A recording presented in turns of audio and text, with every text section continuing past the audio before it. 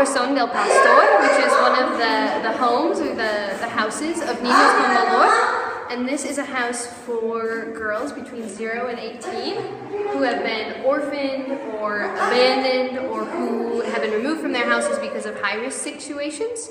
So there's about 20 girls that live here, and I'm known as a tia here. So I spend time with the girls, I help them with their homework, I play with them, I chase them around, I push them on swings, I do all those fun things. But I also am here mostly just to love them and care for them and to support the on-staff tias, the Bolivian tias that are here day in and day out taking care of the girls. I do everything I can to make their jobs just a little bit easier. So whatever that means, whatever they need, that's what I'm here to do.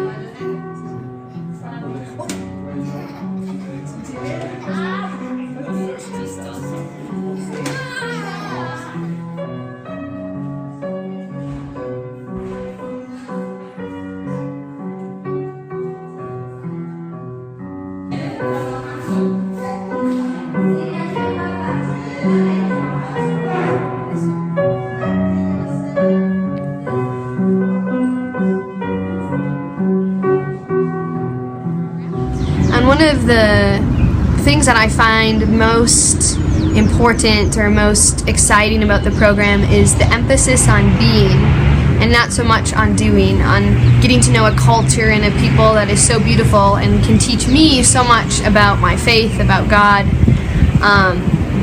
And I think that that's what's really important and really unique about Maryknoll, is that there is this emphasis on encounter and getting to know the culture. We are on our way to Manos con Libertad, a center for women who've been in prison and women who are in prison, where one of our volunteers, Minnerath, is working with the women to prepare meals and baked goods to sell, to give them income.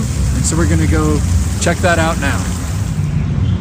Here we are at Manos con Libertad. This is their center where they have their offices, and they offer life skills courses for women coming out of prison. And it's also where they have their store to sell crafts made in the prison, and their restaurant where they sell the delicious food made by the women and by our volunteers. So we'll go in and check it out. Right now I'm at Manos con Libertad in the bakery, and I work with Ellie. And I help Ellie do anything in the bakery she needs me to do. Usually my tasks include pouring the pudding or stirring the pudding, because I'm not an incredibly talented baker, but it is a joy to be here, and I spend time helping her, accompanying her, and practicing my Spanish, and just engaging in really beautiful conversation, getting to know her. And I'm very excited to be in Bolivia. ¿Ya? Hola, yo estoy haciendo empanadas. Y aquí trabajamos con las señoras y también con las voluntarias. Y le quiero agradecer a todas las voluntarias que llegan aquí. Son buenas trabajadoras y también un buen apoyo. Gracias. Es una vez.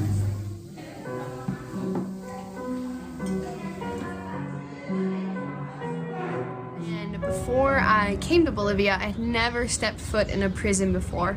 So my preconceptions or ideas of what that experience would be like were, well, we'll just say my imagination had gone a little crazy. And I was really worried before the first time I went into the women's prison here in Bolivia. I had expected maybe some hostility or some being taken aback, and I didn't know how my Spanish ability would serve me. I didn't know what the experience would be like at all, so I was really nervous. And the first time that I went in for a class, a Wednesday morning class that Manos con Libertad was giving. And I remember the first time the door was opened, I encountered what looked more like a little village or a little community, and that what felt more like a community than a prison in a lot of ways. I was with women that had been going into the prison to visit the women that lived there for years, and so they were greeted with hugs and kisses on the cheek, and so I too was greeted with hugs and kisses on the cheek, and it was like a little family or a little community, and I was really struck by the relationships with the women that missioners have made or that the organization has made, and the ways that the women shared with each other and were vulnerable with each other. And the last time we went in for a class, it was exciting. It was right during Advent time. And so I was able to give a small little reflection on Advent and on waiting. That was really a beautiful experience too. It gave me just a way to relate to the women, to reflect with them, and to lead something, which was really exciting. And so since my first time in the prison, when I was really nervous and scared and had misconceptions and preconceptions, now I enter it like I'm entering my friend's house, because my friends in Bolivia live there, and that's where I go to visit them and get to know them and spend time with them.